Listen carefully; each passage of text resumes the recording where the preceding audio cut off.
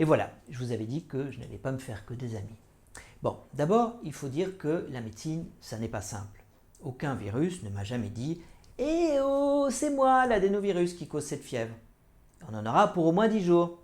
Évidemment, pendant ces 10 jours, tout le monde sera bien inquiet, on aura fait plein de tests et donné au moins 2 fois des antibiotiques, sans amélioration bien sûr. Alors on finira par faire un frottis de nez ou de gorge pour débusquer l'adénovirus. Et on entendra le docteur s'exclamer « Ha ha, c'était donc ça !» Du coup, bah oui, en attendant, on navigue un peu aux instruments, dans la purée de pois, en essayant de limiter les dégâts bien sûr et de rassurer les parents que l'on sait plus ou moins ce que l'on fait.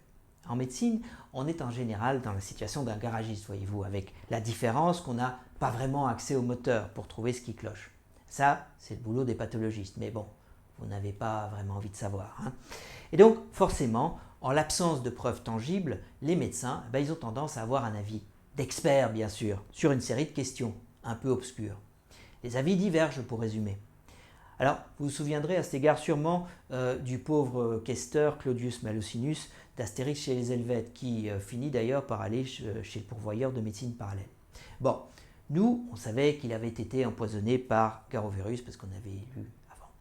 Alors bon, juste pour finir ma comparaison, en chirurgie, le diagnostic il est plus immédiat. La voiture de devant, elle a freiné trop vite, et voilà, elle fonctionne beaucoup moins bien maintenant, forcément.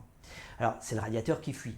Nous, en médecine interne, comme on dit, les preuves, eh bien, ça n'est pas facile à obtenir. Et c'est peut-être pour ça d'ailleurs qu'on est moins bien payé et qu'on ne reçoit pas beaucoup de petits cadeaux après. Bref, pourquoi est-ce qu'elle ne démarre pas, ma voiture? Bah oui, je sais maintenant, les voitures, elles démarrent quand on a mis de l'essence dedans. Hop, c'est parti. Mais quand j'étais petit, vous en rappelez peut-être aussi, j'ai vu plusieurs fois le garagiste faire la tête quand on arrivait chez lui parce que la voiture familiale, elle n'avait pas démarré, une fois de plus. Ben oui, on va chez celui qui sait, l'expert. Le problème, il est certainement ici, mais non, il est ailleurs, allons, un peu de bon sens, enfin, allez savoir. Ben oui, ça se passe à l'intérieur, dans une boîte noire.